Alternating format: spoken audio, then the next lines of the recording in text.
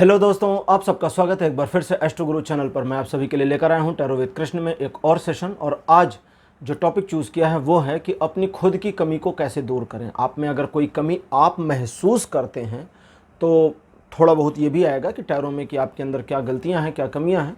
लेकिन बेसिकली आज जो टारगेट टॉपिक है वो यही है कि आपको जो कमियां अपने अंदर लगती हैं उनको आप कैसे दूर कर सकते हैं, उनसे कम आउट कैसे कर सकते हैं।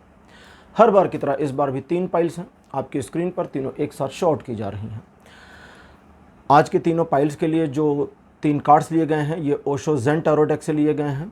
द ड्रीम कार्ड नंबर 1 है जो पाइल नंबर 1 के रूप में रहेगा, स्ट्रेस पाइल नंबर 2 के रूप में, और अंडरस्टैंडिंग का कार्ड पाइल नंबर 3। तीनों कार्ड्स आपके सामने आपकी स्क्रीन पर। जो कार्ड आपको ज़्यादा अच्छा लगता है, अट्रैक्ट कर रहा है, एक फील दे रहा है, अपनी ओर आकर्षित कर रहा है, उसे अपनी पाइल मान लीजिए और उसी के अकॉर्डिंग आज की रीडिंग को देखिए। ये आपके साथ रेजोनेट करेगी। ये रीडिंग जनरल रीडिंग है और टाइमलेस रीडिंग है, तो जब आप इसको देख रहे हैं ये वहीं से आपके साथ रेजोनेट करना शुरू कर देगी। हर बार की तरह इस बार भी टाइम स्टैम्प्स को डिस्क्रिप्शन और कमेंट सेक्शन दोनों जगहों पर पोस्ट कर दिया गया है ताकि आपको सुविधा हो। अपनी पाइल की रीडिंग को देखने के लिए आप टाइम स्टैम्प पर क्लिक करेंगे तो वीडियो पूरा फास्ट फॉरवर्ड हो जाएगा और आप डायरेक्टली अपनी पाइल की रीडिंग पर पहुँच जाएंगे। अगर आप पहली बार मुझसे जुड़े हैं तो आज मैं आपका स्वागत करूंगा एस्ट्रो गुरु चैनल पर। मेरे चैनल को सब्सक्राइब जरूर करिए, बेल आइकन प्रेस करिए, क्योंकि जब आप बेल आइकन प्रेस करते हैं तो नए वीडियोस की नोटिफिकेशन आपकी मोबाइल स्क्रीन पर आनी शुरू हो जाती है। और बेल आइकन प्रेस करने के बाद ऑल पे क्लिक कर दिया करिए ताकि सारे वीडियोज़ की नोटिफिकेशन आने लगे आपके पास। और मेरे पुराने व्यूवर्स और सब्सक्राइबर्स, आप सभी के सहयोग और प्यार के लिए मैं बहुत बहुत आभारी हूँ। बहुत बहुत धन्यवाद। आगे बढ़ने से पहले आपको एक बार बता दूं कि मैं एक प्रोफेशनल टैरो रीडर हूं। तो आपकी स्क्रीन पर ये जो नंबर आ रहा है इसके ऊपर आप कांटेक्ट कर सकते हैं अगर अपने लिए आपको एक पर्सनल रीडिंग सेशन चाहिए, टैरो रीडिंग सेशन चाहिए, या आप अपनी कुंडली मुझसे चेक करवाना चाहते हैं because I am a very good वैदिक एस्ट्रोलॉजर, तो उसके लिए भी आप कांटेक्ट कर सकते हैं। लेकिन ये चूंकि व्हाट्सएप नंबर है, इस पर आपको कॉल नहीं करना है। इस नंबर के ऊपर केवल मैसेज करिए। मैसेज के थ्रू सारी इन्फॉर्मेशन मेरी टीम मेंबर आपको प्रोवाइड करेगी और आपकी हेल्प करेगी मेरे साथ आपके अपॉइंटमेंट को बुक करने के लिए। ठीक है, तो चलिए आज के वीडियो को शुरू करते हैं और आपकी पाइल में मिलते हैं।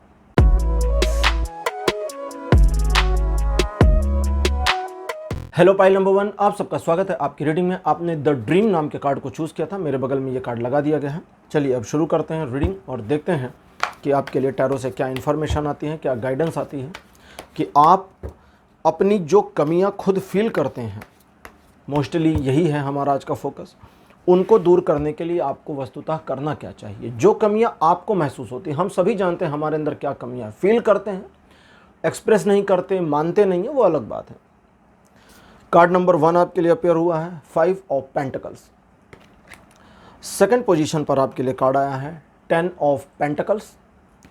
कार्ड नंबर 3 आपके लिए जो अपेयर हुआ है this one is 5 of cups. Fourth position पर आपके लिए है द हेरमिट। कार्ड नंबर 5 यानी लास्ट आपके लिए अपेयर हुआ है 7 ऑफ द सॉर्ड्स। तो पाइल नंबर 1 आपके लिए बढ़िया कार्ड्स मेरे पास आए हैं, अच्छी खासी इन्फॉर्मेशन आनी शुरू हो गई है। देखिए, कुछ चीज़ों को आपको समझना होगा और कुछ चीज़ों को ठीक करने से पहले अपने आप में स्वीकार्यता लेकर के आनी होगी। स्वीकार्यता किस चीज़ की लानी है इसको समझिए। जैसे कई बार आपको लगता है कि आप अपने आप को खुद अगर थोड़ा सा जज करें तो आपकी लाइफ में बड़े परिवर्तन आ सकते हैं। कई बार आपको ये भी फील हो जाता है कि दूसरे लोग आपके बारे में जो क्रिटिसिज्म करते हैं, जो आलोचना करते हैं, उनमें काफ़ी सच्चाइयाँ हैं, लेकिन प्रॉब्लम यह है कि ये चीज़ें आपको डिप्रेस कर रही होती हैं, अंदर से निराश करती हैं, खोखला करती हैं, तो इसलिए आप उन चीज़ों की ओर नहीं बढ़ते। थोड़ा और चीज़ों को समझें गहराई में, तो आप कई बार अपने आप को खुद निराश कर ले जाते हैं और अपनी निराशा में इस कदर डूब जाते हैं कि जो भी आशा की किरण है वो दिखना बंद हो जाती है और आपको लगता है सब कुछ आपके विरुद्ध हो सकता है, हो जाएगा। पारिवारिक मामलों में कई बार चीज़ें आपके पक्ष में, कई बार आपके विपक्ष में। जब चीज़ें पक्ष में चलती हैं तो सब कुछ अच्छा, आप खुश रहते हैं, और जब चीज़ें थोड़ी सी आपके विरुद्ध चल रही होती हैं तो परिवार आपको काटने को दौड़ता है, मतलब आपको फिर परिवार का बिहेवियर अच्छा नहीं लगता। उस मामले में आप अपने आप को उन सारी चीज़ों से दूर करने की, अलग थलग करने की कोशिश करते हैं। आज का हमारा टॉपिक है कि आपको करना क्या चाहिए। देखिए, 2-3 चीज़ें हैं जिस पर आपको फोकस करना है, जो आप लगातार कंसिस्टेंट गलतियां करते जा रहे हैं। सबसे बड़ी तो यह है कि सेल्फ एनालिसिसमेंट बिल्कुल नहीं चल रहा। सोचते तो जरूर हैं, लेकिन वो एक ऐसा मोमेंटम होता है कि उस सोच का आपकी लाइफ पर कोई इम्पैक्ट नहीं आ रहा। किसी अपने ने आपको आपकी गलती बताई, आपने उसके बारे में सोचा, हाँ हाँ ठीक है, मैं कर लूँगा, मैं कर लूँगी, बात ख़त्म, मामला ख़त्म, सारी चीज़ें आपके दिमाग से वैनिश, और वही गलतियाँ कंसिस्टेंट दोबारा करते हैं। कुछ मामलों में हालांकि थोड़ा अवेयर हुए हैं, जहां आपने खुद ऑब्जर्व, बड़ी छोटी छोटी चीज़ें जहां आपने खुद ऑब्जर्वेट किया है कि यार इन पॉइंट्स पर आपको अपने आप को सुधारना है, और थोड़ा थोड़ा जो आप ठीक कर रहे हैं जरा जरा सा, उसका प्रभाव आपको मिलता है जब, तो आप खुश होते हैं, मोटिवेशन फील करते हैं, लेकिन उस चीज़ में डीप नहीं जा पा रहे। डीप क्यों नहीं जा पा रहे? क्योंकि ऐसा आपको फील होता है कि आपके अंदर जो कमियां हैं, अगर वे बाहर आ जाती हैं, सामने आ जाती हैं, तो आप उन कमियों के दलदल में डूब जाएंगे। गलत तो नहीं सोच रहे, सोच बिल्कुल सही रहे हैं, लेकिन इसका यह मतलब नहीं कि गलतियां या कमियां इतनी ज़्यादा हैं कि सचमुच उसमें डूबा जा सकता है। ये सिर्फ एक सिंबॉलिक चीज़ है कि उसमें डूब जाएंगे। ऐसा नहीं कह रहा हूं कि इतनी हज़ार गलतियां हैं, इतनी हज़ार कमियां हैं, ऐसा नहीं, थोड़ी सी हैं। उन थोड़ी सी कमियों को जिनको आप आइडेंटिफाई कर रहे हैं, पॉइंट 1, पॉइंट 2, जिन कमियों को आपके अपने, जिनके ऊपर आपको एक्सट्रीम ब्लाइंड फोल्डेड ट्रस्ट है कि ये धोखा नहीं दे सकती, ये धोखा नहीं दे सकता, उनके द्वारा बताई कमियों को ठीक करने की जो कोशिश आप सोचते हैं, वो एक्ट में नहीं आ रही। क्यों नहीं आ रही, वो सब चीज़ें बताता हूँ। एक और चीज़ है कि आप अपनी सारी प्रॉब्लम को दरकिनार करके दूसरों के लिए बड़ी जल्दी निकल जाते हैं। खुद की प्रॉब्लम सॉल्व नहीं हुई और दूसरों के लिए प्रॉब्लम सॉल्वर बनने की कोशिश करते हैं, तो इतना अच्छा इंसान ना बने। अपनी प्रॉब्लम को रिजॉल्व करने की कोशिश पहले करें, थोड़ा चिंतन मनन अपने ऊपर ज़्यादा करें। चलिए अब ओरेकल योगिक पाथ कार्ड्स लेते हैं और देखते हैं कि ओरेकल कार्ड्स क्या फर्दर इन्फॉर्मेशन देते हैं, ताकि गाइडेंस आपके लिए जो आ रही है वो कंप्लीट हो सके और आपको मैं क्लियर गाइडेंस दे सकूं, क्लियर बता सकूं कि आपको करना क्या क्या है। कार्ड नंबर 1 आपके लिए आया है प्राणायाम। सेकंड पोजीशन पर आपके लिए जो कार्ड आया है ये है ओजस। थर्ड पोजीशन पर आपके लिए सहस्रार। फोर्थ पोजीशन पर आपके लिए जो कार्ड है दिस वन इज अहिंसा। और आपके लिए जो कार्ड मेरे पास आया है लास्ट में, दिस वन इज क्रिया। बहुत बढ़िया कार्ड, क्रिया लास्ट में आना मुझे एक्चुअली बहुत अच्छा लगा। वो इसलिए अच्छा लगा क्योंकि अगर अपनी कमियों को दूर करने के लिए बहुत ज़बरदस्त एफर्ट करना पड़े तो आप कमियां दूर नहीं कर सकते। ठीक है, आपने अगर की होगी कोशिश कि चलो हम एक ज़ोरदार कोशिश करें, तो फेल हो गई होगी। तो क्रिया का कार्ड है जो जोरदार कोशिश को अपोज करता है, चीज़ों को थोड़ा इजी करता है आपके फेवर में, और ये चीज़ आपके लिए बहुत अच्छी है, बहुत फायदेमंद है। अब एक एक करके चलेंगे। देखिए, सिचुएशन कैसी भी हो, आपकी कमी कोई भी हो, अपने ईगो को नियंत्रित रखना है, इस बात का ध्यान रखिए। और ईगो को नियंत्रित करने की बात जब कह रहा हूं तो ईगो अपने लिए नियंत्रित करना है। हम स्वयं में जब ईगोइस्ट हो जाते हैं और फील करते हैं कि हमारा ईगो बढ़ गया, इसमें दूसरा इन्वॉल्व नहीं है, खुद की फीलिंग, जिसे आप गलती से कभी कभी प्राउड समझ लेते हैं, गलती से कभी कभी सेल्फ रिस्पेक्ट समझ लेते हैं कि भाई मैं तो नहीं झुकूंगा। ठीक है, उस वाले मामले में आपको झुकने की जरूरत नहीं है, सिर्फ समझने की जरूरत है। अगर आप झुकने की बजाय सिर्फ समझ लेंगे तो आधी लड़ाई तो जीत गए। ठीक है, दूसरा, आप अपनी कमियों को दूर करने के लिए सिर्फ अपने विवेक का इस्तेमाल करें। लोगों की सलाह जो मिल रही है, ठीक है मिल रही है, क्योंकि वैसे भी सलाह ले रहे हैं और भूल जाते हैं, फिर गलती होती, फिर सलाह मिल जाती, फिर भूल जाते हैं, तो ये तो एक चेन बन गई है। इसको साइड करें। आपको अपने आप में थोड़ा समय आत्मचिंतन में बिताने की ज़रूरत है। स्ट्रेटजीज मैं क्या फॉलो करूं, जैसे फॉर एग्जांपल सपोज करिए आप ज़्यादा बोलते हैं और आपको रुकना है, तो जब कहीं कन्वर्सेशन शुरू हो तो अपने आप को याद कराएं कि आपको सामने वाले की बात को ना ध्यान से सुनना है ताकि बातें याद रहें।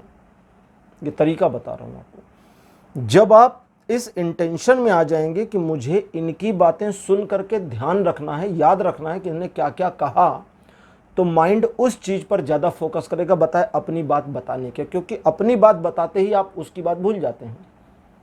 मोस्टली हमारे जो कन्वर्सेशन होते हैं, आप कभी गौर करिएगा जो बताने जा रहा हूँ, उसमें होता यह है कि आप इंतज़ार कर रहे होते हैं अपनी बारी का, कि सामने वाला चुप हो और मैं बोलना शुरू कर दूँ। इस चीज़ को रोकना है, ठीक है। यहाँ सामने वाले के चुप होने पर खुद को बोलने के लिए प्रिपेयर नहीं करना है। यहाँ ये सोचना है कि सामने वाला जो बोल रहा है, जो बोल रही है, उस बात को मैं ध्यान रख सकूं, कन्वर्सेशन ख़त्म होने के 1-2 घंटे बाद भी मुझे याद रह जाए, अगले दिन कम से कम आधा तो मुझे याद ही रह जाए उसने क्या क्या कहा। ये एक टेंडेंसी लेकर चलेंगे तो आपका, मतलब ये तो मैं एक उदाहरण दिया हूँ कन्वर्सेशन का। इसी तरह से कई चीज़ें हैं जिसमें आपको क्या करना है ये प्री डिसाइड करना है। प्री डिसाइड, किसी ऐसे दोस्त या ऐसे रिश्तेदार के घर जा रहे हैं जिनका काम ही है आपकी खिंचाई करना, आपकी कमियां बताना, झगड़ा कर लेना, दिमाग को बता के चलिए कि भैया हम जा रहे हैं, वहाँ झगड़ा हो सकता है, मुझे नहीं करना। वो झगड़े के लिए उकसाएं, मुझे शांत रहना है। वो कमियां बताएं, उनके बताने पर मुझे रोकना नहीं, क्योंकि दुनिया कितनी भी अच्छी हो, उनकी समझ घोड़े के पूंछ उठाने वाली तक सीमित है। घोड़े के पूंछ उठाने का मतलब एक कहानी है कि उसको कहते हैं घोड़े के पूंछ उठाने वाली पत्रकारिता। शॉर्ट में बताता हूँ, एक बार चलिए बता देता हूँ। कहानी इस तरह है, रशिया के प्रेसिडेंट एक बार यूएस गए बहुत बड़ा हवाई जहाज़ लेकर के, और उन्होंने कहा कि इस जहाज़ में कोई कमी नहीं है। एक यूएस का रिपोर्टर आया और उसने कहा पानी की टंकी से नल नहीं आ रहा, सॉरी तो एक रिपोर्टर यूएस का था, वो जहाज़ में निरीक्षण करके आया, उसने कहा कि टॉयलेट में पानी नहीं आ रहा। तो रशिया के प्रेसिडेंट ने कहा हमारे यहाँ कहावत है कि इस तरह से घोड़े की पूँछ उठा करके बताना कि यहाँ से बदबू आ रही है। बिल्कुल आपने वही किया, पूरे प्लेन में आपको टॉयलेट ही मिला देखने को, thank you very much for your kindness. तो उन लोगों की प्रॉब्लम ही है कि आपके घर में घुसेंगे टॉयलेट ही देखेंगे, आपका कमरा नहीं देखेंगे कितना अच्छा है, आपके टॉयलेट में बदबू आ रही है, उनको उसी से प्रॉब्लम है। तो उनकी माइंडसेट वैसी है, उसे बदलना नहीं है, ना आपको जस्टिफाई करना है, ठीक है। सिर्फ एक मेंटेलिटी बनाएं कि आप जिनसे मिलने जा रहे हैं या जिस सिचुएशन को हैंडल कर रहे हैं, जैसे ऑफिस में सिचुएशन हैंडल कर रहे हैं, घर में हैंडल कर रहे हैं, अपने बिजनेस में एक सिचुएशन को हैंडल कर रहे हैं, आपकी स्ट्रेटजी क्या होगी इसकी प्लानिंग कर लें। इसकी जब प्लानिंग कर लेंगे तो आपसे गलतियां नहीं होने पाएंगी, और वो वाली गलतियां जो लगातार हो जाती हैं, कंसिस्टेंट हो गई हैं, उनमें क्या प्लान है आपका सोच लीजिए। अपने आप को टाइम टू टाइम याद दिलाते रहिए, टाइम टू टाइम याद दिलाइए। जैसे मान लीजिए आप एक क्लास में पढ़ते हैं और आपकी टोका टाकी से टीचर काफ़ी परेशान हो जाते हैं, तो आपको वहाँ पर स्ट्रेटजी क्या बदलनी है, ये सोचना है कि जब तक इतना इम्पॉर्टेंट ना हो मेरा क्वेश्चन, इतना इम्पॉर्टेंट ना हो कि पूरे क्लास को शांत होकर मेरे क्वेश्चन पर फोकस करना चाहिए, तब तक मैं नहीं पूछूंगा। तो आपका माइंड क्वेश्चन के, आपके अंदर जो टोका टाकी की फीलिंग आएगी उसकी इंपॉर्टेंस को एनालाइज करने लगेगा, एक पैरामीटर सेट कर लेगा कि क्या ये इतना इंपॉर्टेंट है, नहीं है तो आप बैठे रहेंगे। तो इस तरह से चीज़ें ठीक हो सकती हैं। अपने आप में क्या सुधार करना है उसकी स्ट्रेटजी बनाइए, ज़रूरत पड़े तो नोट डाउन कर लीजिए और उन पर काम शुरू करिए, तो आप अपनी कमियां कंट्रोल कर लेंगे, कंट्रोल। और एक बार जब आपने कंट्रोलिंग शुरू कर ली तो स्वाद आ जाएगा। स्वाद का मतलब होता है कि फिर आपको फील हो जाएगा कि हाँ, it may be managed, it may be controlled, ये कंट्रोल भी हो सकती है, मैनेज भी हो सकती है, और देन वो चीज़ ऑटोमेटिक मोड में जानी शुरू होगी। क्रिया का कार्ड कहता है जब तक वो ऑटोमेटिव मोड में नहीं आ जाती तब तक इंटेंशनली करना है, ठीक। जैसे आपको मैंने कहा ना, कन्वर्सेशन में आप सोचें कि इसकी बात को सुन के याद रखना है, जब तक ये टेंडेंसी आपकी ऑटोमेट नहीं हो जाती तब तक हर बार यही टेंडेंसी अपने माइंड को समझाते रहें। अब उस चीज़ की बात करें जिसने आपकी लाइफ में मल्टीपल टाइम ब्लेंडर किए, और वो है दूसरों की मदद करने के चक्कर में अपने लिए सियापी करना, है ना। उस वाले मामले में जब आप अपने काम में इन्वॉल्व हैं, दूसरों की प्रॉब्लम्स को रिजॉल्व करने की कोशिश ना करें, जिसको हमारे भारत में कभी कभी बोलचाल की भाषा में कहते हैं ज़्यादा नेता बनने की कोशिश मत करो। नेताजी होते हैं ना, हर प्रॉब्लम का सोल्यूशन होता है उनके पास, हर प्रॉब्लम का, कर कुछ पाएं या ना कर पाएं, सोल्यूशन सारी प्रॉब्लम का होता है। तो वो बनने की कोशिश आप भी ना करें। कभी कभी दूसरे लोगों को उनकी प्रॉब्लम को खुद हैंडल करने देना उनके जीवन के लाइफ स्पैन को बेटर करने में हेल्प करता है, उनको तरक्की करने में, उनको अपने लक्ष्य हासिल करने में मदद करता है। जैसे फॉर एग्जांपल, किसी की ज़िंदगी में अगर ये लिखा है किस्मत में कि भैया 3 बार की असफलता के बाद सफलता है और पहली के बाद दूसरी असफलता पे आपने मदद कर दी, तो आपने उस पूरे पैटर्न को तोड़ दिया। अब वो सफलता जो आनी थी वो नहीं आएगी, आपकी हेल्प से जो सक्सेस मिलेगी वही सक्सेस उसकी ज़िंदगी में बनी रहेगी, बची रहेगी। जैसे वो चाइना के थे ना, जैक मा, उनको 30 कंपनीज ने रिजेक्ट कर दिया, नौकरी नहीं दी। मैकडोनल्ड भी एक है उनमें से, और भी कई कंपनीज थी। अगर किसी एक ने उनको जॉब दे दी होती तो alibaba.com जैसी साइट नहीं होती, दुनिया में होती ही नहीं। तो एक्चुअली अगर जैकमा से पूछा जाए तो वो कहेंगे कि मैं तो शुक्रगुजार हूँ उन 30 कंपनीज का जिन्होंने मुझे नौकरी पर नहीं रखा, चाइना का इतना बड़ा अमीर आदमी बनने का मौका दिया, वरना दे देते तो फिर क्या, सैलरीड एम्प्लॉय होकर ख़त्म। तो दूसरों के लाइफ स्पैन में डिस्टर्बेंस करनी बंद कर दीजिए। जब अपने प्रॉब्लम से कम आउट कर जाएं, बाहर निकल जाएं, और पैटर्न ऐसा है कि आपने जिस प्रॉब्लम को रिजॉल्व किया है मैच करती हुई प्रॉब्लम दूसरे की है और उसने रिक्वेस्ट करी है, तो उसकी मदद करने के लिए आगे बढ़ें, अन्यथा शांत रहें। सिंपैथी दे दें, उसको आइडिया बता दें, भैया तुम करो, ज़रूरत पड़ेगी तो आके पूछ लेना। वरना जैसे कभी कभी आपने ऑफिसेस में देखा होगा कि आपके कुछ कलीग होते हैं, उनको कोई चीज़ नहीं आती और वो कहते हैं यार ये वाला काम कर दो, तो उनकी टेंडेंसी ही नहीं होती कि उनको सीखना है, उनको बस अपना काम निकलवाना है और चले जाना है। 15 दिन के बाद फिर उसी प्रॉब्लम को लेकर आएंगे, तो वो हर 15 दिन, महीने भर में सेम प्रॉब्लम लाते रहते हैं, आपसे रिजॉल्व कराते रहते हैं, लेकिन खुद नहीं सीखते। मदद करनी अगर आप बंद कर देंगे तो शायद वो खुद सीख लें, लेकिन आप मदद कर देते हैं। तो यहाँ अपने आप को उस चीज़ से बचाना है। और सबसे इम्पॉर्टेंट, लास्ट, सबसे आखिरी चीज़, आप में सचमुच कोई कमी है ये सोचना बंद कर दीजिए। सहस्रार का कार्ड कहता है ये मत सोचिए, ये जरूर सोचिए कि मुझे अपने आप को और अपग्रेड कैसे करना है। समझ रहे हैं ना आप, जैसे सॉफ्टवेयर आता है, मोबाइल फ़ोन आते हैं, अपग्रेडेड वर्जन आते हैं। अब वो कंपनी से अगर पूछें तो क्या भैया आपके पुराने वाले फ़ोन में कमी थी जो आपने अपग्रेडेड वर्जन दिया, तो कहेगी नहीं कोई कमी नहीं थी, लेकिन हम अपग्रेड दे रहे हैं और बेटर कर रहे हैं। तो बिल्कुल ऐसे ही अपने आप को सोचना है। समझिए आप मोबाइल फ़ोन है, आप में कोई कमी वमी नहीं है, बस अपने को एक स्टेप और अपग्रेड करना है। हो गए, वहाँ से और अपग्रेड करना है, हो गए, फिर और अपग्रेड करिए। जब आप निगेटिव सोचना छोड़ देंगे, कोई कमी आपको पता चल गई, मोबाइल कंपनीज क्या करती हैं, आप देखिए, आप एक ऐप डाउनलोड करते हैं तो फिर उसका अपग्रेड आ जाता है। अगर उस अपग्रेड को पढ़ें तो उसमें लिखा होता है भाई ये बग को कंट्रोल कर देगा, ये इस चीज़ को और इम्प्रूव कर देगा, ये फला चीज़ में और बेटर परफॉर्म कर देगा आपको। दैट मीन्स कि उस चीज़ में वहाँ कमी थी। लेकिन वो कंपनी इस लिहाज से नहीं सोचती कि हमारे फ़ोन में या हमारे ऐप में कोई कमी थी, वो सोचती है कि हम और अपग्रेड कर रहे हैं। बिल्कुल आपको यही सोचना, आपके सिस्टम में, आपके बॉडी में, आपके दिमाग के सॉफ्टवेयर में कोई प्रॉब्लम नहीं है, बस थोड़ा अपग्रेड करना है। जब आप इस तरह की टेंडेंसी में लाएंगे अपने आप को, तो अपग्रेशन आपका बेटर होगा, अच्छा होगा और अपनी कमी से निकलेंगे। लेकिन सेल्फ एनालिसिसमेंट, स्व साक्षात्कार जरूर करिए, उसके बिना आप अपने आप में क्या अपग्रेड करना है समझ नहीं पाएंगे। तो उसको करें, इस्तेमाल करिए इस चीज़ को और अपनी लाइफ को, अपने आप को अपग्रेडेड वर्जन में लेकर जाइए। तो पाइल नंबर 1 आपके लिए आज की रीडिंग यहीं क्लोज। आज की रीडिंग, आज का विषय आपको कैसा लगा, अपने एक्सपीरियंस, अपने अनुभव कमेंट सेक्शन में ज़रूर लिखिए।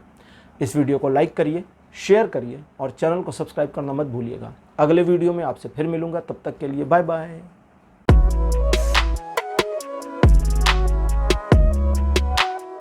हेलो पाइल नंबर 2, आप सबका स्वागत है आपकी रीडिंग में। आपने स्ट्रेस नाम के कार्ड को चूज़ किया था, जिसको मेरे बगल में लगा दिया गया है। चलिए अब आपके लिए रीडिंग शुरू करते हैं और देखते हैं कि आप अपनी कमियों को दूर करने के लिए क्या कर सकते हैं। जो कमियां आप अपने में स्वयं महसूस करते हैं, खुद में जो कमियां आपको फील होती हैं, या आपका कोई लव्ड वंस आपको इन्फॉर्म करता है इन कमियों के बारे में, उन्हें कैसे दूर करें, क्या करना चाहिए।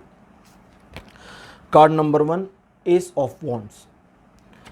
सेकंड पोजीशन पर आपके लिए जो कार्ड अपेयर हुआ है, this one is the lovers. Card number 3 आपके लिए जो अपेयर हुआ है, this one is 2 of cups. Fourth position पर आपके लिए है 7 ऑफ पेंटिकल्स। कार्ड नंबर 5 आपके लिए है एस ऑफ कप्स। तो 5 कार्ड्स आपके लिए अपीयर हो चुके हैं मेरे पास। देखिए, सबसे पहले तो ये जान लीजिए पाइल नंबर 2 कि आपके अंदर कुछ ज़्यादा कमियां हैं नहीं, ठीक है। बहुत छोटी छोटी और माइनर माइनर चीज़ों को मैनेज करने की ज़रूरत है। आप अपने आप में थोड़ा सा डीमोटिवेट भले हो जाते हैं, उसके अलावा कोई बड़ी प्रॉब्लम नहीं है। यानी कि आपका जो आत्मविश्वास है उसको थोड़ा संतुलित कर लिया जाए। और एक चीज़ ये, दूसरा इमोशनल इंटेलिजेंस आपकी थोड़ी बढ़ जाए। मीन्स कि इमोशनल मामलों में, वे मामले जहाँ पर आप इमोशनल हो जाते हैं। देखिए, इमोशनल का मतलब ये नहीं कोई प्रेम प्रसंग है। बिजनेस में हम इमोशनल हो जाते हैं, ऑफिस में इमोशनल हो जाते हैं, है ना। छुट्टी हो गई, घर जाने का प्लान है, बॉस ने कहा भाई ये एक और रिपोर्ट बना दे यार। अब बॉस की शक्ल देख के ऐसा लगता है कि चलो यार 1 घंटा रुक जाएं, लेकिन उस 1 घंटा रुकने का क्या इम्पैक्ट होता है आपको भी पता है।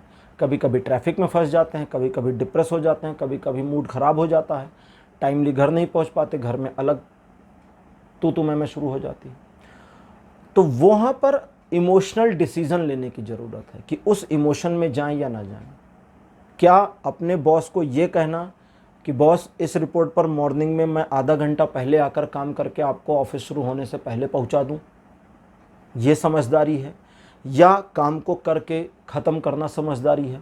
दूसरा इमोशनल फैक्टर आता है कि जून के महीने में, एग्जाम्पल ले रहा हूँ, बड़ी बढ़िया एग्जाम्पल दे रहा हूँ आपको। जून के महीने में आपको फील होता है कि यार ये वाला काम मैंने कर दिया तो फ्यूचर में मेरे इंक्रीमेंट के टाइम इसको याद रहेगा। अब आपको पता ही नहीं भैया, जून के बाद अप्रैल में इंक्रीमेंट होगा, इतने सारे महीने बीच में से निकल जाएंगे, उसको याद थोड़ी रहेगा। ये इमोशनल डिसीज़न दिक्कत करता है। घरेलू मामलों में, लव रिलेशन के मामले में, पर्सनल मामले में, हर जगह पर जो इमोशनल डिसीज़न है, कोई सामान खरीदने जा रहे हैं, दुकानदार ने काफ़ी सारा सामान दिखा डाला है, उसकी आधी दुकान उलझ गई है, समझ में आपको बिल्कुल नहीं आया, आप इमोशनल हो गए कि अरे यार बेचारे का इतना सारा सामान निकला है, चलो ये ले लेते हैं। आप ले लिए, लेकर आ गए, फिर वो सफ़ेद हाथी बन गया सामान, यूज़ में आना नहीं है, पैसे अलग बर्बाद हो गए। उसका काम है ये करना डेली का। अगर उसे नहीं करना है तो वो मना कर देगा ना कि भाई इतना सामान मत खोलिए मेरी दुकान पर। जैसे कई बार लोग खिंचाई करते हैं ना कि महिलाएं जाती हैं तो पूरी दुकान उलझ जाती है। महिलाओं की गलती से ज़्यादा उस दुकानदार की गलती है ना भाई। अगर उसे फील हो रहा है कि भाई ये मेरा टाइम पास कर रही हैं, सिर्फ मेरी दुकान के सामान को उलझा रही हैं, तो मना कर दीजिए कि बहन जी नहीं है आपकी चॉइस का, ख़त्म। आप भी तो उलझ रहे हैं उसमें। तो उस महिला से ज़्यादा उस दुकानदार की गलती है ना कि वो तो बेच के ही मानूंगा। इस टेंडेंसी में आ गया कि बेच के ही मानूंगा। वो अलग बात है कि देवी जी उनसे ज़्यादा समझदार निकली और चली गई, इमोशनल डिसीज़न उन्होंने सही ले लिया। यहाँ मैं तारीफ़ करूँगा उन महिलाओं की कि वे उस मामले में जब नहीं समझ में आया तो छोड़ दिया, भले उसकी दुकान पर कितना भी सामान उलझा दिया। 4 शॉपिंग मॉल में टहल लिया अपने पति को साथ में लेकर। पति देव का दिमाग खराब हो रहा है लेकिन देवी जी घूम रही हैं। देवी जी बिल्कुल सही कर रही हैं, पति देव गलत कर रहे हैं, इमोशनल हुए जाने का। अरे यार उन 3 दुकानदारों ने क्या सोचा होगा। अरे छोड़ो यार, उसने क्या सोचा होगा। आपको इमोशनल नहीं होना है, सिर्फ ये ध्यान रखना।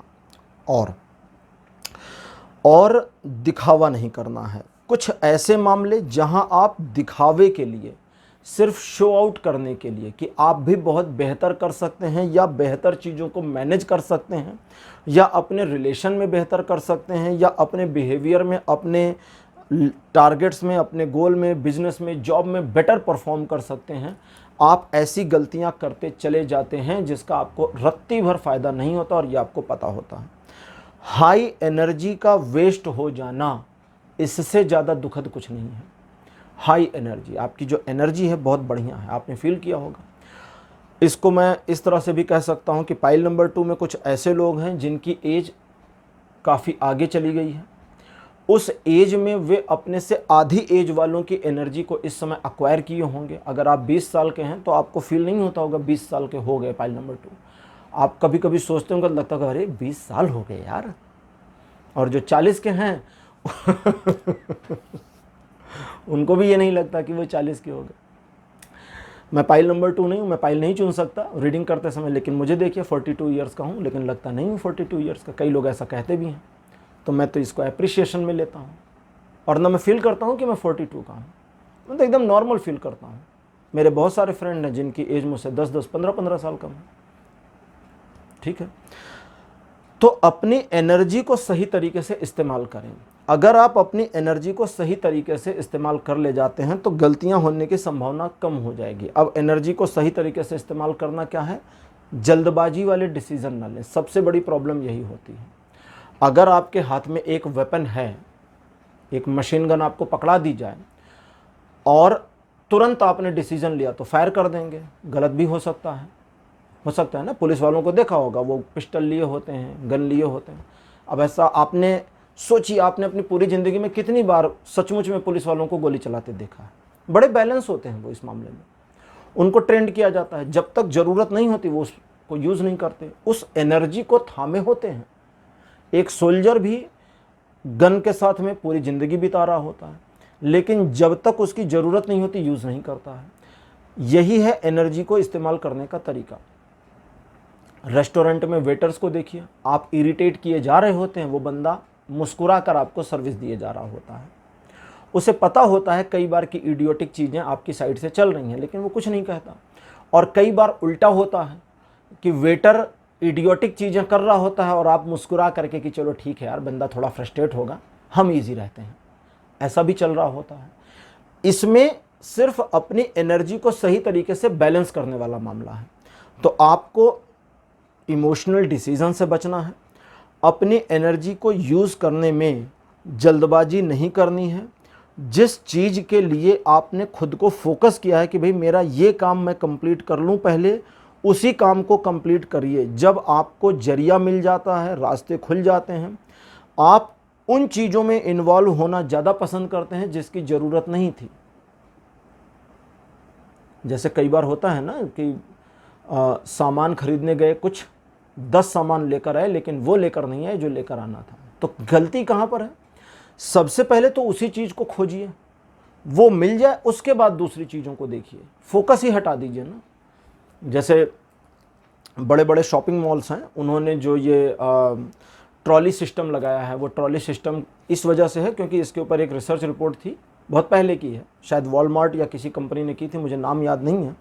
तो उन्होंने कहा था कि जब शॉपकीपर पूछता है क्या चाहिए, तभी गड़बड़ हो जाती है, क्योंकि कस्टमर सोचता है चाहिए क्या, क्योंकि घर से 10 सामान सोच कर चला था, 5 तो आपकी दुकान पर आते आते भूल गया। अब आपने अगला क्वेश्चन दाग दिया कि भैया चाहिए क्या, तो उसे 3 चीज़ें याद आई, 3 लेता और चला जाता है, तो आपके 7 आइटम का नुकसान होता है। तो उस रिपोर्ट में कहा गया कि ये काउंटर हटा दीजिए, एक ठेला दे दीजिए, यानी ट्रॉली दे दीजिए, और उसको बोलिए जा भैया निकाल ला जो लाना है। तो वो 10 चीज़ें लेने के लिए निकला था और 15 निकाल कर लाएगा, क्योंकि उसे दिख रही हैं चीज़ें। इसलिए साइकोलॉजिकल हैक वाले कहते हैं कि पेट भर खाना खा लीजिए। कभी आप मॉल गए हैं और आपको वहाँ शॉपिंग करनी है, ग्रोसरी खरीदनी है, खाना वाना खाना है वहाँ पर, या घर से खा कर जाइए या वहाँ खा लीजिए। जब खाना खाने के बाद आप शॉपिंग करेंगे तो यूजली कम सामान खरीदेंगे, क्योंकि भूख नहीं लगी है, तो आपका दिमाग डिस्टर्ब नहीं होगा। तो बिल्कुल ऐसे उस एनर्जी का इस्तेमाल सही ढंग से, सही समय पर, सही जगह के लिए करिए। जिस चीज़ के लिए आपने सोचा है पहले इनिशिएट उसी चीज़ को करिए। एक काम कंप्लीट करने के बाद देखिए कि आप में क्या एनर्जी बची है। ऑफिस में आप काम करते हैं, आपको पता है कि सबसे मेन इंपॉर्टेंट काम क्या है। आप जैसे ही पहुंचे, बॉस ने कहा भैया ये आज का काम है, इसको कर दो। आपने वो इंपॉर्टेंट वाला छोड़ा, बॉस के सारे काम को किया, शाम को गाली खाई, घर आ गए। उसको बताओ कि भैया ये सबसे इंपॉर्टेंट काम है, इसको पहले, ये वाला बाद में। अगर आप इसको पहले कराएंगे और ये छूट गया तो you will be responsible, I am not. सीधा बता दीजिए उसको। कभी कभी बोल कर देख लीजिए कि बॉस ये छूट गया तो यू विल बी रिस्पॉन्सिबल, ठीक है, मैं नहीं होऊंगा क्योंकि मुझे पहले ये करना है, ये कर लें फिर दूसरा काम दीजिए। तो हो सकता है एक बार उसे बुरा लग जाए, लेकिन वो सोचेगा कि यार सही कह रहा था। और अगर वो नहीं माने तो जानबूझ के छोड़ के आ जाइए, उसको बताइए देखिए टाइम खत्म हो गया, वो वाला नहीं हुआ, आप कल करेंगे। ठीक, उन चीजों में जहां आप नई शुरुआत करना चाहते हैं, आपका हेजिटेशन आपको परेशान कर देता है। अपने हेजिटेशन को सिर्फ एक फैक्टर से आप निकाल सकते हैं कि जब आपने पास्ट में बिना सोचे समझे शुरुआत कर दी तो आप सक्सीड हुए, चीज़ें आपके फेवर में आईं, अभी भी ऐसा ही होगा। और सबसे इम्पॉर्टेंट चीज़ लास्ट में है कि अपने आप के ऊपर इन्वेस्टमेंट करिए। अपने आप पर इन्वेस्टमेंट क्या होता है, जैसे आप अगर सारा दिन YouTube पर फ़नी वीडियोस देखते हैं तो ये वेस्टेज हुआ, लेकिन उसी YouTube के ऊपर आप कुछ काम की वीडियोस देख लेते हैं, नॉलेजफुल देख लेते हैं, तो ये अपने आप में इन्वेस्टमेंट करना हुआ। आप एक मूवी देखने में पैसा खर्च करते हैं, जिस मूवी के बारे में आपको बिल्कुल आइडिया नहीं है अच्छी है कि बुरी है, first day first show I will watch, गए, अगर सुपर फ्लॉप होगी तो वहाँ खोपड़ी पीट के चले आएंगे। लेकिन थोड़ा सा रुक जाएं, 1-2 दिन रिव्यूज़ को देख लें, 1-2 लोगों से बात कर लें और फिर जाएं तो वो वर्थ होगा। तो इस चीज़ को समझें और ऐसे ही टेंडेंसी, ऐसी ही मानसिकता अपनी बनाने की कोशिश करें। आप सारा दिन इंस्टाग्राम, फेसबुक, व्हाट्सएप, इससे उससे चैटिंग फैटिंग दुनिया भर की चीज़ें करें, ये टाइम को पास करना, वो कहते हैं ना हम टाइम पास कर रहे हैं, बढ़िया है। लेकिन उसी टाइम पास के समय में आपने 10 पेज किसी किताब से पढ़ लिए तो ये खुद पर इन्वेस्टमेंट हुआ। वो 10 पेज कहाँ गए, आपके पास गए ना, उस 10 पेज का ज्ञान आपके अंदर गया। तो this is investment on to your self. तो ये आपको करना है और इसको जब करेंगे तो आपका ब्रेन ओपन होना शुरू होगा, ठीक है। ब्रेन नीड बुक्स, ब्रेन को किताबों की ज़रूरत होती है, किताबें उसके लिए आहार हैं। प्रत्याहार कार्ड नंबर 1 ओरेकल योगिक पाथ से। सेकंड पोजीशन पर आपके लिए ललिता त्रिपुर सुंदरी। ललिता त्रिपुर सुंदरी 10 महाविद्या में से एक देवी हैं। इनको इस जगत की अधिष्ठात्री देवी के रूप में मान्यता प्राप्त है। शिव की पत्नी या शिव की भार्या के रूप में भी इनको जाना जाता है। उन्हीं का एक स्वरूप है, उन्हीं के एक रूप में है। और इनके बारे में मैंने डिटेल में एक वीडियो बनाया है जिसका लिंक डिस्क्रिप्शन में दे रहे हैं, आप उस पर क्लिक करके पूरी जानकारी ले सकते हैं। तीसरा कार्ड मेरे पास अपीयर हुआ है संतोष। संतोष के बारे में जो लोग नए जुड़े हैं उनको बता दूं कि कंप्रोमाइज़ मीन्स संतोष नहीं होता है। संतोष का मतलब होता है इस चीज़ से हम अपने आप को ओके फील कर रहे हैं बट कंप्रोमाइज़ नहीं है। वी आर सेटिस्फाइड, कम से ही सेटिस्फाइड हैं, कम में कंप्रोमाइज़ नहीं है, कम से ही सेटिस्फाइड है, तो वो संतोष है। जैसे कृष्ण ने एक दाना खा करके संतोष कर लिया था तो सारी दुनिया का पेट भर गया। ये कहानी सुनाऊंगा कभी, बड़ी मज़ेदार है। चौथा कार्ड आपके लिए है वात। वात का मतलब होता है वायु, हवा। हमारी बॉडी में जो एयर होती है, कहते हैं ना गैस बन गई है, वो वात है। वात की प्रॉब्लम है इसलिए गैस बनी है। धूमावती अंतिम कार्ड आपके लिए है। अब जिन लोगों को गैस वैस की प्रॉब्लम होती है उनको बता दूं कि आयुर्वेद में इसको वात की समस्या कहते हैं और वात के रोगों का निदान बहुत आसानी से पॉसिबल है। एलोपैथी के पास इलाज नहीं है सालों दवाई खाइए कुछ नहीं होगा, चलता रहेगा। लेकिन आयुर्वेद में कुछ ऐसी चीज़ें हैं, कुछ मेडिसिन भी हैं और कुछ इंस्ट्रक्शंस भी हैं कि आप उन इंस्ट्रक्शंस को फॉलो करेंगे, अपने लाइफ स्टाइल में कुछ चेंजेस लाएंगे तो आपको वात की प्रॉब्लम ख़त्म हो जाएगी, गैस्ट्रिक की प्रॉब्लम समाप्त हो जाएगी। चलिए, जैसे एक कहते हैं ना कि ज़्यादा गर्म खाना नहीं खाना चाहिए, थोड़ा सा ठंडा, थोड़ा सा गर्म, थोड़ा मीडियम में हो तो खाइए। ये आयुर्वेद से आया हुआ है। अगली चीज़ अब आपके लिए समझें ओरेकल योगिक पाथ कार्ड क्या कहते हैं। सिर्फ फ्रस्ट्रेशन मिटाने के लिए कोई काम मत करिए, ये एक गांठ बांध करके रख लीजिए। अपनी कमियां कैसे दूर करें, आज का हमारा टॉपिक है। सिर्फ अपनी फ्रस्ट्रेशन को दूर करने के लिए, और वो भी इसलिए कि उस फ्रस्ट्रेशन को दूर करके आप खुद को जज कर लेंगे कि हाँ मैंने सही किया। मत करिए, चीज़ों को छोड़ दीजिए कि चलो ठीक है जाने दो। अगली चीज़, किसी भी मामले को इतना हाइप मत बनाइए कि उस सिचुएशन का एक ईगो बनना शुरू हो जाए। हाइप का मतलब समझ ही गए होंगे। चीज़ों को इजी रहने दीजिए। जब चीज़ें आपसे डायरेक्ट कनेक्टेड ना हो तो उनको उनके हाल पर छोड़ दीजिए, चलने दीजिए जैसी चल रही हैं। और जब चीज़ें डायरेक्टली आपसे कनेक्टेड हों तो आप अकेले उस पूरे मामले को हैंडल करने की कोशिश करिए, आसानी से कर भी लेंगे। और अगर नहीं कर पाते हैं तो थोड़ा डिले हो रहा है होने दीजिए, थोड़ा लेट हो रहा है होने दीजिए, छोटा मोटा नुकसान चल रहा है चलने दीजिए। लेकिन चीज़ों को हाइप बनाएंगे तो डिले बढ़ जाएगा, नुकसान और ज़्यादा होगा। अपने आप को सिर्फ ये सिखाना है कि इमोशनल मामलों में डिसीजन कैसे लें। मैंने इमोशनल मामले क्या होते हैं आपको शुरुआत में बता दिया है। अगर अपने इमोशंस को कंट्रोल करके आप इमोशनल इंटेलिजेंस में आ करके सही निर्णय लेते हैं तो आपकी 90% समस्या खत्म हो जाएगी। और एक बार इतनी बड़ी समस्या खत्म होनी शुरू हो गई तो आपके अंदर का वो हेजिटेशन खत्म हो जाएगा जो नई चीज़ों के लिए आ जाता है। तो उम्मीद है पाइल नंबर 2 अब आप इन चीज़ों को समझ गए होंगे कि आपको कैसे करना है। आज की रीडिंग को आपके लिए अब यहीं क्लोज करूंगा।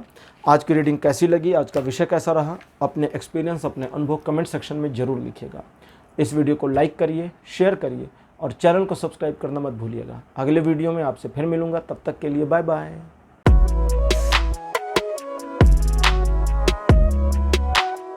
हेलो पाइल नंबर 3, आप सबका स्वागत है आपकी रीडिंग में। आपने अंडरस्टैंडिंग के कार्ड को चूज़ किया था जिसको मेरे बगल में लगा दिया गया है। चलिए अब आपके लिए रीडिंग शुरू करते हैं और देखते हैं कि आज आपके लिए टैरो क्या इन्फॉर्मेशन लाए हैं, क्या गाइडेंस लाए हैं कि आप अपनी कमियों को कैसे दूर कर सकते हैं, खुद की कमियों को दूर कैसे करें। ठीक, शुरू करते हैं आपके लिए। कार्ड नंबर 1 आपके लिए मेरे पास आया हुआ है द लेडी। कई टैरो डेक्स में इनको द एम्प्रेस कहते हैं यानी साम्राज्ञी। सेकंड पोजीशन पर आपके लिए है queen of wands. Card number 3 आपके लिए है रीबर्थ।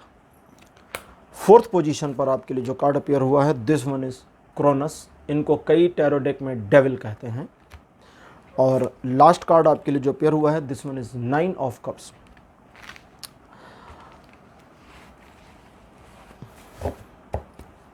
देखिए कई बार आप लोगों ने ऐसे ही सुना होगा, लोग कहते हैं ना गीता सार क्या है कि जो होना है जब होना है वो होकर रहेगा, आपके करने से चीज़ें नहीं बदल सकती। सुना होगा आपने, लेकिन इसमें गलती कहाँ है? वो ये है कि आपके करने से चीज़ें नहीं बदल सकती। नहीं, आपके करने से चीज़ें बदल सकती हैं, लेकिन ये भी सही है कि जो चीज़ निर्धारित है वो होके ही रहेगी। ये दोनों ही लाइनें आपस में कंट्राडिक्ट हैं। कि जैसे मैं आपको बताऊं, ज्योतिष की एक पुस्तक है वृहद यवन जातकम, उसमें कुछ जो वर्जन्स हैं उसके, हर एक में तो नहीं है, हर पब्लिकेशन में नहीं है, कुछ पब्लिकेशंस उसके ऐसे हैं जिसमें पहली लाइन पहले पेज पर लिखा हुआ है कि आप अपनी ज़िंदगी में कुछ भी तय नहीं करते, हर चीज़ पहले से तय है। You cannot decide in your life anything because everything is pre decided. सब कुछ पहले से डिसाइड है। मेरा यहाँ टैरो रीडिंग करना, आपका मुझसे सुनना, इसी समय पर सुनना, इस महीने में इस डेट को मेरा इस टॉपिक के ऊपर रीडिंग करना, ये सब डिसाइडेड है। ये एक है। लेकिन दूसरी चीज़ है जो कहती है कि फ्री विल है, हम अपने डिसीज़न के लिए जिम्मेदार हैं, रिस्पॉन्सिबल हैं, कैपेबल हैं और ऑनर हैं। ऑनर मतलब मालिक। हमारे डिसीज़न के बेसिस पे चीज़ें परिवर्तित हो सकती हैं। और ये लाइन भी बिल्कुल सही है, वो लाइन भी बिल्कुल सही है। दोनों ही अपनी जगह सही हैं, गलत नहीं है। थोड़ी कंट्राडिक्ट है लेकिन दोनों अपनी जगह सही हैं। कभी एक्सप्लेन करूंगा डिटेल में, अब आज करूंगा तो फिर अब रीडिंग नहीं हो पाएगी, फिर एक्सप्लेनेशन नहीं चलेगा, बड़ा लंबा लगेगा उसमें समय। ठीक है, अच्छा तो पाइल नंबर 3, अब आप चीज़ों को समझें कि कभी कभी चीज़ों को उनके हाल पर छोड़ देना आपके लिए बड़ा फायदेमंद रहेगा और आपके लिए प्रॉब्लम से निकलने जैसा होगा। ना सिर्फ निकलने जैसा होगा बल्कि आप उस तरह की प्रॉब्लम में दोबारा ना घिरें, इस बात की तैयारी भी हो जाएगी ऑटोमेटिकली। करना क्या क्या है समझें। अच्छा, थोड़ी चीज़ें पहले आपकी समझ लेते हैं। आप घबराहट में आ जाते हैं, आप चीज़ों को बेहतर करने की कोशिश में कई बार चीज़ें खराब कर चुके हैं, आपने उन चीज़ों को जो खराब हो गई वापस से पुनर्व्यवस्थित करने की कोशिश करी और उसमें भी दूसरों की वजह से फेलियर हो गया होगा। आपने चीज़ों को बेहतर किया, चीज़ें बेहतर हो करके चल रही थी, लेकिन जैसे ही आप थोड़ा कैजुअल हुए या आपकी जिसको कहते हैं ना निगाह हटी, दूसरे लोगों ने उस चीज़ में व्यवधान डालकर सारे मामले को खराब कर दिया, स्क्रैप कर दिया। स्क्रैप मतलब कबाड़ कर दिया। लेकिन इन सारी चीज़ों के बावजूद आप एक आत्मसंतुष्टि धारण किए हुए हैं कि चलो जीवन में जो हो रहा है ईश्वर कर रहे हैं, आगे भी जो होगा ईश्वर करेंगे। आपकी सोच बहुत अच्छी है, लेकिन कुछ चीज़ें हैं आपको जो बदलने की ज़रूरत है। जैसे सबसे पहली चीज़ वो ये है कि अगर आप अपने आप में फुलफ़िल हैं तो दूसरे को फुलफ़िल कर सकते हैं। इसका मतलब समझें, अगर आपके पास खाने को है और आप भरपेट खाना खा रहे हैं तभी आप दूसरे को भोजन दे सकते हैं। अगर आप खुद भूखे हैं तो पहले अपना पेट भरने की जद्दोजहद होगी, दूसरा तो बाद में आएगा। ठीक है, तो इसलिए फर्स्ट प्रायोरिटी खुद को दे दीजिए, सेकंड अपनी फैमिली को दे दीजिए, थर्ड पे दूसरे को रखिए। कोई भी दूसरा हो, दूसरी हो, उसको थर्ड पे रखिए। First you, second your family, third anybody.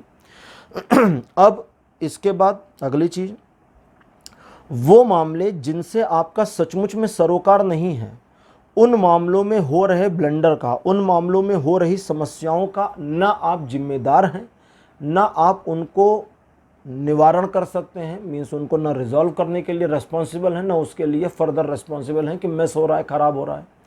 तो वहाँ अच्छा हो या बुरा हो, जो हो रहा है होने दीजिए, चलने दीजिए, गो विद द फ्लो। और सबसे इम्पॉर्टेंट कि जब इस तरह की चीज़ें हों और आपके ऊपर बाई चांस आरोप लगे कि भाई आप हेल्प कर सकते थे, आपने नहीं करी, तो अपनी इमेज को डाउन ना होने दीजिए। वहाँ फिर सामना करना है और अपने लॉजिक्स को सही देना है। जैसे फॉर एग्जांपल मान लीजिए आपके ऑफिस में कोई इशू है और उसमें आपकी टीम लगी है और आपकी टीम ने ब्लंडर कर दिया और बॉस ने सबको डांटा और आपको भी डांट दिया और आपका कोई लेना देना नहीं था, तो आप बता दें कि बॉस इस वाले मामले में टीम में भले हूँ लेकिन मेरा कोई रोल नहीं है, क्योंकि आपने इस मामले से मुझे दूर रहने को कहा था, तो मेरी गलती नहीं है, ना मेरी रिस्पॉन्सिबिलिटी है। यार तुम टीम में हो, तुम्हें देखना चाहिए। तो वहाँ उनको बताएं कि अगर मैं टीम में हूँ और वो चीज़ें जो मुझे नहीं देखने को कहा गया फर्दर उनको मैं देखूँ, तो फिर प्रॉमिस करिए कि आगे से ये इंटरफेरेंस नहीं माना जाएगा। प्रॉमिस करिए कि आगे इंटरफेरेंस नहीं माना जाएगा।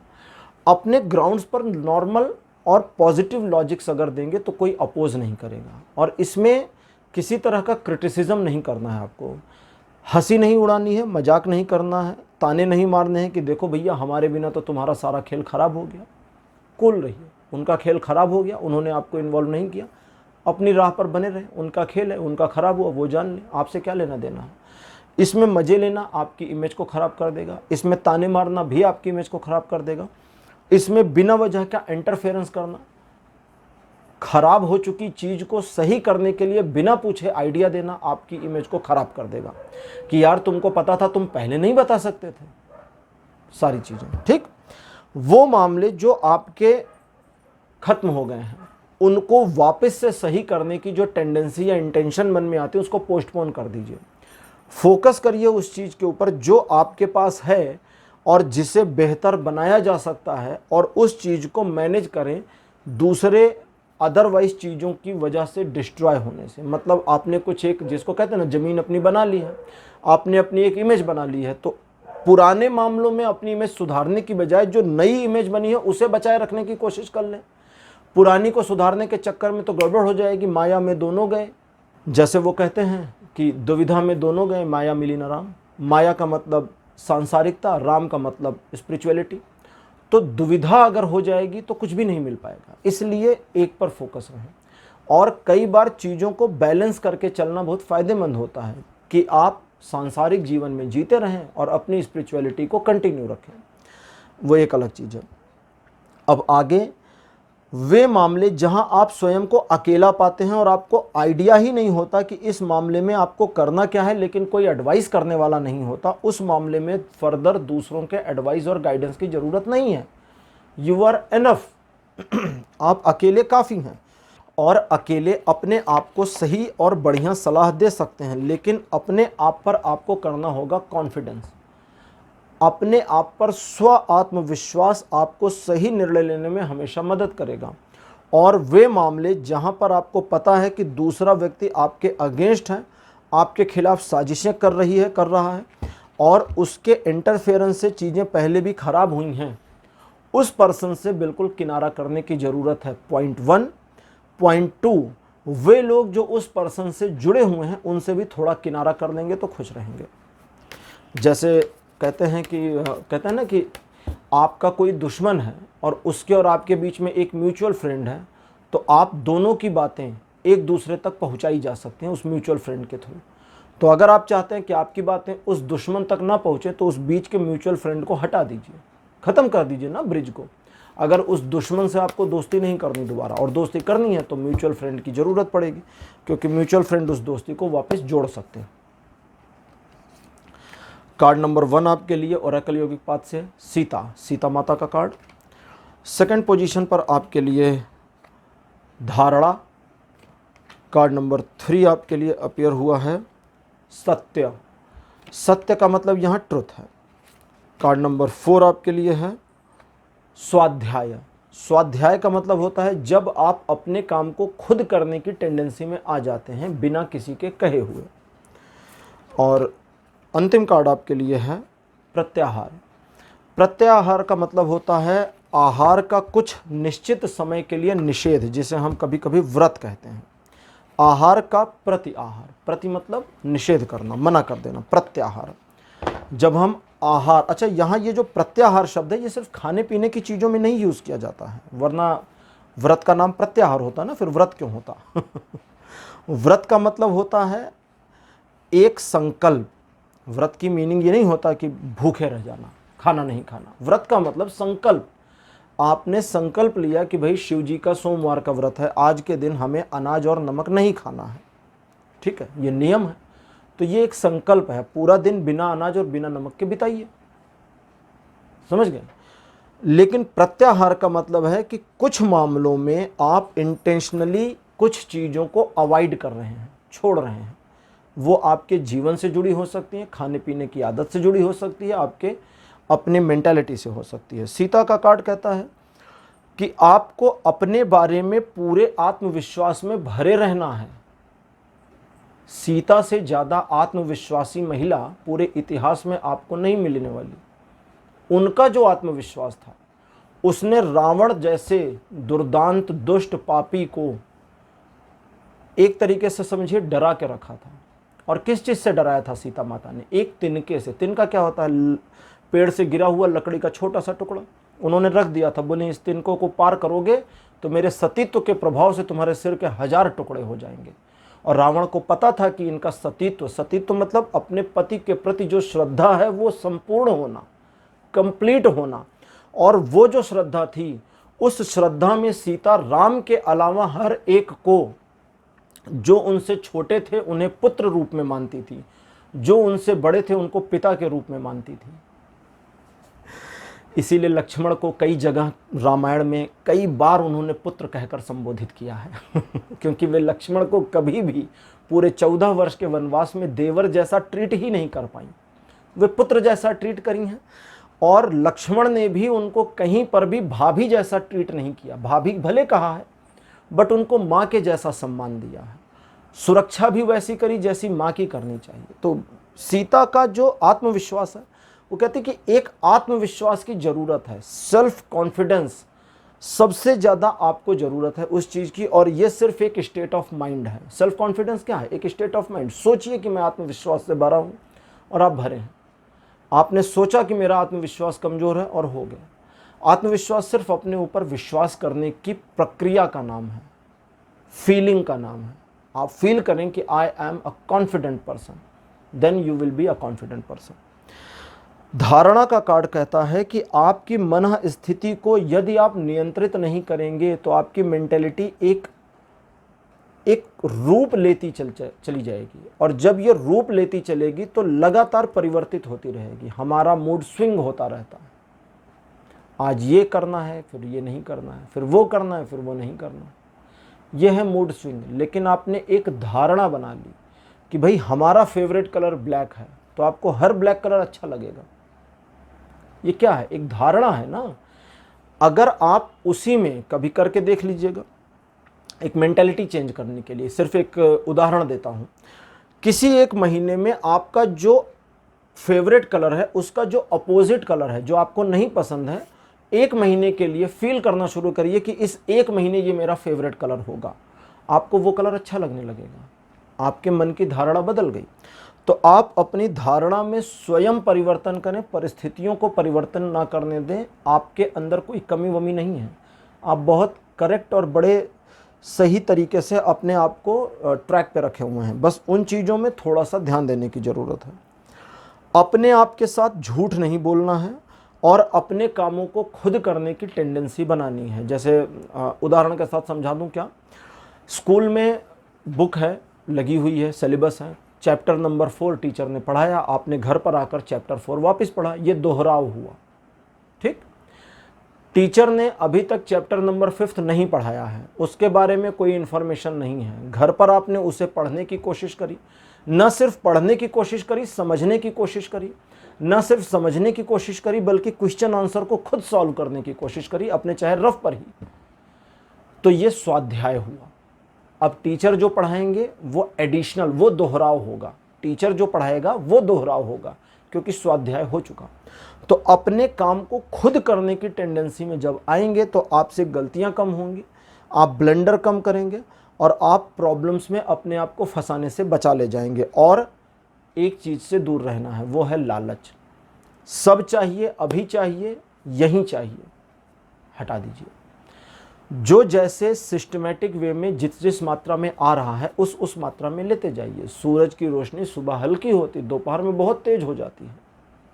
अगर हम आग्रह करें कि भैया हमें सुबह ही सुबह कड़ाके की धूप चाहिए, तो पॉसिबल नहीं है, क्योंकि प्रकृति ने ऐसी कोई व्यवस्था नहीं करके रखी है। ठीक, प्रकृति की अपनी व्यवस्थाएं हैं। अगर हम सोचे 12 महीने बारिश होनी चाहिए, तब तो हम सारे पानी में डूब जाएंगे, पूरी पृथ्वी जलमग्न हो जाएगी।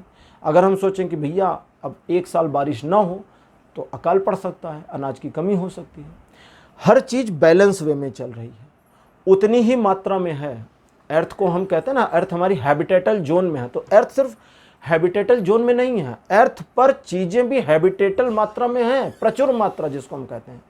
जो जितना चाहिए, हमारी जो मिट्टी है उसमें जितने खनिज होने चाहिए जिस अनुपात में, उसी अनुपात में है। ये अनुपात कम ज़्यादा होता है जिन जिन क्षेत्रों में पृथ्वी के, वहाँ पैदावार प्रभावित होती चलती है। जैसे फॉर एग्ज़ाम्पल नॉर्थ इंडिया में गन्ना और गेहूँ बहुत मात्रा में होता है क्योंकि यहाँ की ज़मीन उसके लिए ज़्यादा बेटर है। साउथ में और असम में कुछ ऐसे एरियाज़ हैं जहाँ चाय बहुत अच्छी होती है, वहाँ की सॉइल, वहाँ की ज़मीन उस चीज़ के लिए कंपैटिबल है। तो हर चीज़ अपने हिसाब से कंपैटिबिलिटी में है, आपको खुद को कंपैटिबल करना है। If you are failed in compatibility in your self, तो लाइफ आपकी बड़ी प्रॉब्लम में हो जाएगी। और उसके लिए सब कुछ चाहिए कि टेंडेंसी से बाज आइए। सब कुछ नहीं चाहिए भाई, थोड़ा थोड़ा करके सब कुछ बना लेंगे। ठीक है, इन सारी चीज़ों का ध्यान रखेंगे तो आपकी कमियां बिल्कुल आप अपने आप से दूर कर ले जाएंगे और अपने आप को एक नए कलेवर, नए प्रारूप, एक अपग्रेडेड वर्जन में पाएंगे। तो पाइल नंबर 3 आपके लिए आज की रीडिंग को यहीं क्लोज करूँगा। आज की रीडिंग आपको कैसी लगी, अपने एक्सपीरियंस, अपने अनुभव कमेंट सेक्शन में ज़रूर लिखिए। इस वीडियो को लाइक करिए, शेयर करिए और चैनल को सब्सक्राइब करना मत भूलिएगा। अगले वीडियो में आपसे फिर मिलूँगा, तब तक के लिए बाय बाय।